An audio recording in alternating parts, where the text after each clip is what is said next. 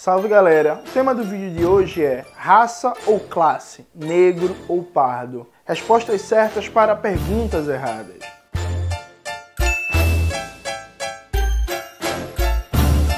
Antes de começar propriamente o tema do vídeo de hoje, como sempre, quero agradecer a você que ajuda a manter e melhorar nosso canal a partir do Apoia-se. Seu apoio é fundamental para a gente continuar esse trabalho, essa trincheira de ideias marxistas.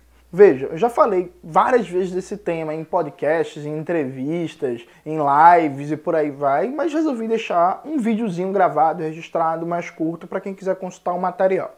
Primeira coisa, raça ou classe, o que vem primeiro, o que é mais importante? Essa pergunta é falsa, é uma pergunta que está errada. Por que essa pergunta é falsa e está errada? Ela parte de duas concepções erradas. Primeiro, a compreensão equivocada de classe. Segundo, a compreensão equivocada de raça. E como plano de fundo geral, uma concepção equivocada de realidade. Uma concepção ontológica do real equivocada. Tentando explicar de maneira bem rápida, o que inclusive eu já tratei em outros vídeos, né? Como por exemplo, meu vídeo sobre teoria das classes sociais do marxismo, que está aparecendo aqui, meu vídeo sobre identidade, identitarismo e a crítica marxista das opressões, que também está aparecendo por aqui em algum lugar. Primeiro, Marx, no volume 3 do Capital, fala que as condições burguesas de produção se manifestam numa infinidade de condições empíricas particulares, que estão relacionadas com a própria base material anterior à transformação capitalista do país, sua geografia, seu papel na divisão internacional do trabalho e as condições de raça. Então já está colocado para Marx uma coisa que é fundamental, desde ali do Capital, que é o seguinte, olha, as relações burguesas são baseadas na propriedade privada dos meios de produção, na exploração da força de trabalho, na apropriação privada da riqueza socialmente produzida. Só que a forma histórico-concreta de expressão dessas relações muda de país para país, de acordo com as particularidades de cada formação econômico-social. Ou seja, o capitalismo é capitalismo na França e no Brasil. O capitalismo brasileiro e o capitalismo francês são o mesmo, porém não são iguais. Existe um nível mais alto de abstração e igualdade das categorias propriedade privada, mas ao mesmo tempo a forma de expressão histórico-concreta não é igual e não poderia ser, porque são países com histórias diferentes, com dinâmicas de luta de classe diferentes, posições na divisão internacional do trabalho, dimensão cultural e por aí vai diferentes. Logo, não é que a categoria de classe é só uma categoria econômica e aí depois você vai juntar outras. Não, a classe significa a totalidade histórico-concreta de existência dos indivíduos em determinadas relações de produção. E essas relações de produção não existem sem formas sociais, jurídicas, políticas, ideológicas associadas que se fundamentam e garantem a reprodução dessas relações de produção da vida. Logo, quando eu falo de classes no Brasil, eu não posso só tentar explicar a classe a partir da distribuição dos indivíduos ou grupos em determinadas posições nas relações econômicas, na divisão social do trabalho. Isso é uma compreensão reducionista de classe.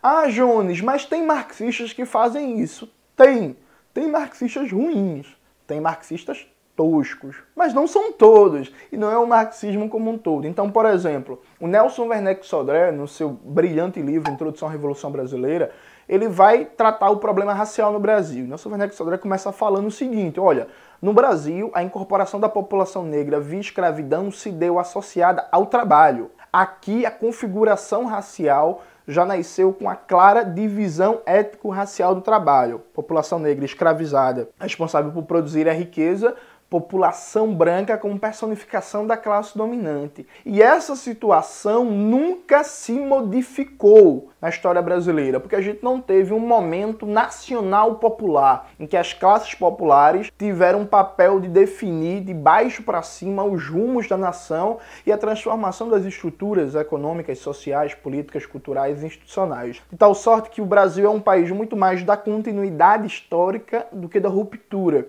E as próprias rupturas se fizeram como modernização conservadora, excluindo as classes populares do centro da cena política, como, por exemplo, o desenvolvimento do capitalismo no período varguista, né, 1930 a 1945, que foi um processo de modernização, só que sem protagonismo de baixo para cima, como diria o Gramsci, sem um momento jacobino da classe trabalhadora. Então, historicamente, no Brasil, se mantém e se reatualiza permanentemente essa divisão étnico-racial do trabalho. Então, histórico concretamente, pensar a classe no Brasil significa pensar a sua religiosidade, a sua cultura, as suas particularidades geográficas, especialmente num país de dimensões continentais como o Brasil, e pensar a sua dimensão étnico-racial e de gênero. Veja, não é um negócio interseccional que eu vou escolher unir classe, raça e gênero como se fossem categorias estanques. Não. Sabe? Elas estão combinadas na realidade, não é o pesquisador, a pesquisadora que vai escolher. É o real que coloca essa combinação dialética de unidade na diferença. Então aqui no Brasil, a materialidade da classe está diretamente relacionada à divisão étnico-racial, à raça. Então veja, no Brasil a população negra é basicamente a população trabalhadora. Então não são elementos contrapostos, separados. Alguém pode falar assim, ah, Jones, mas no Brasil, um trabalhador branco não sofre a mesma violência policial que um trabalhador negro. Sim, é claro. Aí, quem pensa que a partir disso, por exemplo, se nega a unidade fundamental entre classe e raça e a materialidade da raça na classe, imagina uma visão de classe trabalhadora hegemônica. E aqui, de novo, tem marxistas que fazem isso, mas aí é problema dos marxistas ruins.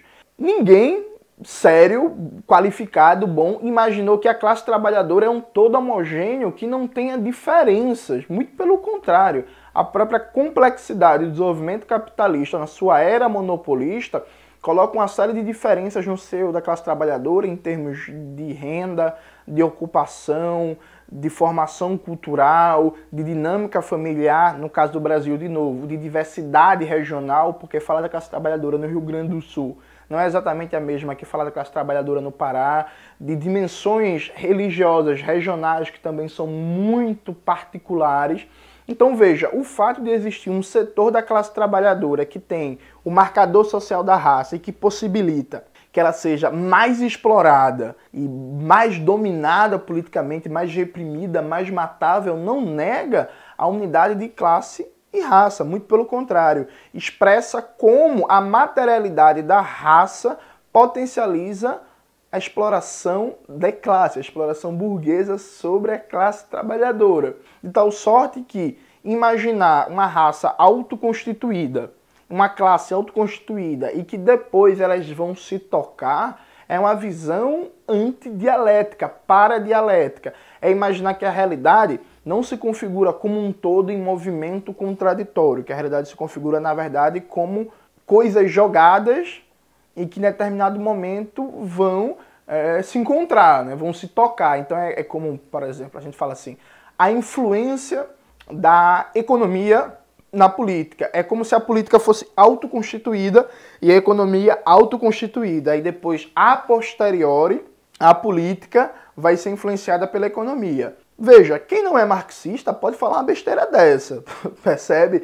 Assim, ninguém é obrigado a trabalhar a partir da categoria teórico-ontológica de totalidade. Assim como ninguém é obrigado a trabalhar na categoria de movimento de contradição.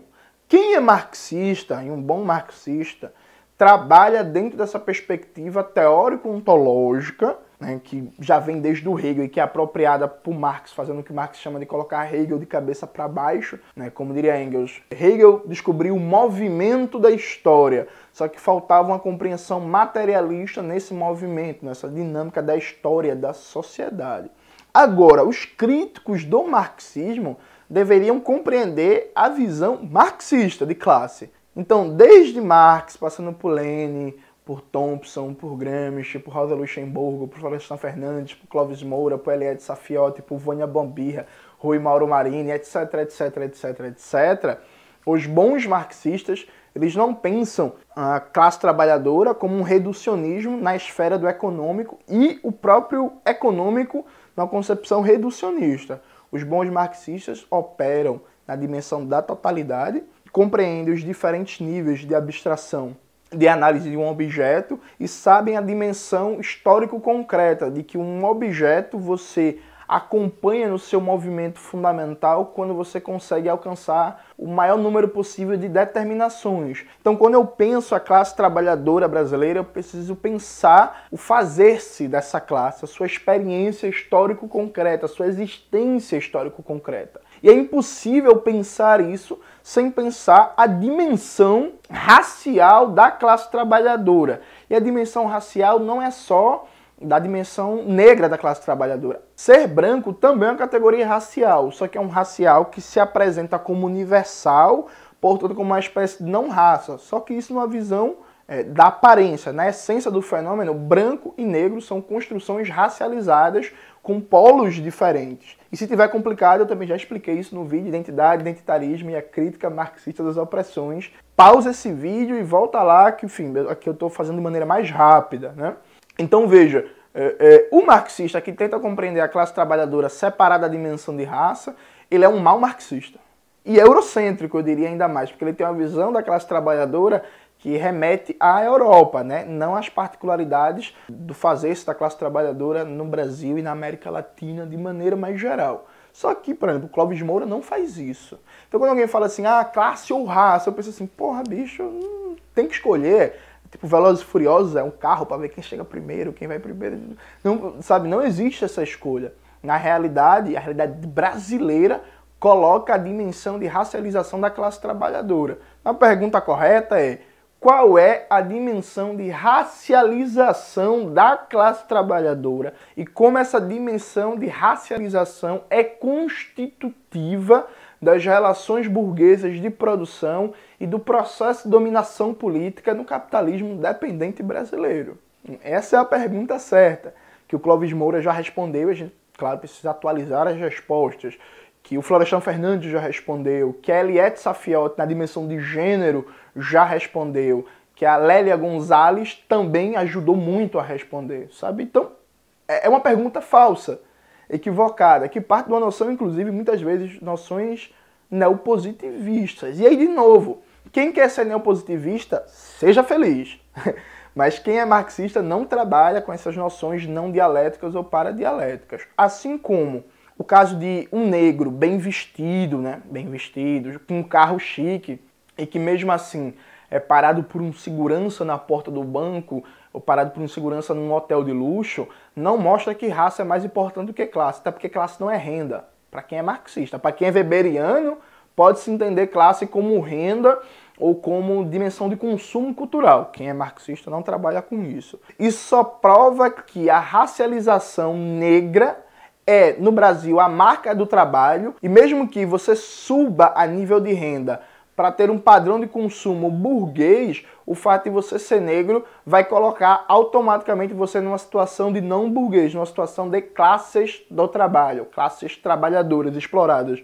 Portanto, com um comportamento direcionado a você, que iria ser direcionado a quem é da classe trabalhadora, né? Que é maltratado num banco, num restaurante chique, numa exposição de arte chique, por aí vai. Ou seja, não é que numa situação como essa isso mostra que raça é mais importante, muito pelo contrário. Isso mostra a dimensão inegável e gritante da racialização da estratificação de classe no Brasil, em que um indivíduo que se desgarra dessa dimensão negro e que sobe em renda não vai deixar de ser visto como parte do extrato inferior dominado por causa disso. Ou seja, esses exemplos eles confirmam a leitura marxista colocada por Clóvis Moura, por Nelson Werneck Sodré, por Florestan. Eles não negam, eles confirmam. Percebe? Essa é a resposta certa para essa pergunta errada. A mesma coisa existe no Brasil, crescendo muito, inclusive por ação de aparelhos ideológicos imperialistas como a Fundação Ford e a Fundação Rockefeller,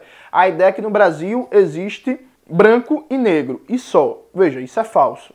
Evidentemente que eu sei que há um discurso de negar a negritude brasileira, falando de miscigenação como se fosse um aspecto positivo e tentando colocar a categoria de pardo, morena, mulata e por aí que for negando a dimensão da negritude. Isso existe, é um problema sério na história brasileira, tentar apagar a negritude do Brasil com o discurso de Brasil, país mulato, país miscigenado. O fato desse discurso existir não nega de que no Brasil, sim, existe e existe uma miscigenação e que o Brasil não pode ser dividido, como é nos Estados Unidos, entre brancos e negros. Existem pessoas no Brasil que aí você pode chamar como quiser, assim, pode chamar de X, pode chamar de Y, elemento gama, mas existem pessoas no Brasil que, entre aspas, são pardas. Pessoas que não são brancas, mas não são negras. E que sofrem dimensões diferentes de racismo por estarem em situações estruturais diferentes de racialização que uma pessoa negra. Assim como o processo de racialização é relacional. Então, por exemplo, tem uma amiga minha que na sua comunidade, em Recife, ela não é tratada como negra. Nunca foi. Ela é vista como alguém quase que branca. Só que nos bairros nobres burgueses, né, como um bairro nobre tem que cortar a cabeça, diria Robespierre. Nos bairros nobres que ela frequenta com a amiga dela, ela sempre foi tratada como negra. Já sofreu inclusive racismo. Ou seja, num ambiente totalmente branco, burguês e elitista, ela não se encaixa naquele padrão de branquitude hegemônico, então ela sofre racismo. Num ambiente muito mais racializado, como é da favela do Recife que ela mora, ela não sofre racismo. Então ela está numa condição em que ela não é branca e ao mesmo tempo ela não é negra. Ela está nesse processo de miscigenação. Alguns usam a categoria de pardo. Eu não gosto. Eu prefiro chamar de não branco. E aí, veja, quando eu falo que o Brasil não é dividido entre brancos e negros só, per si, isso não significa daí tirar nenhuma conclusão política que as pessoas miscigenadas, entre aspas, não devem participar do movimento negro. Para mim, devem sim. Eu não acho que, inclusive, só deve participar do movimento negro quem é negro, mas enfim, isso é outro debate. Mas devem sim participar do movimento negro, da luta antirracista, inclusive compreendendo as diversas formas de racialização, os papéis diferentes. Não é preciso se identificar com a categoria oprimida para lutar ao lado dela, né? Inclusive, premissa básica da solidariedade militante, enfim, socialista, comunista, humanista e por aí vai. Então veja, falar que no Brasil não é dividido entre brancos e negros, o que para mim é um negócio óbvio, ou então alguém debater a nível de estatística que a população não branca cresce mais que a população negra, o que me parece correto, é um debate longo e tal, não significa também diminuir a importância da luta antirracista no Brasil. Também não significa criar uma espécie de caixinha de tabela de cores, né? Opa, nível de melanina na pele, até aqui você pode militar no movimento negro. Passou desse nível de melanina na pele, você não é tão negro assim, você não pode mais militar no movimento negro. Isso, inclusive, são ideias identitárias e essencialistas da raça. Coisa que eu já critiquei no meu vídeo sobre o humanismo radical de Fanon.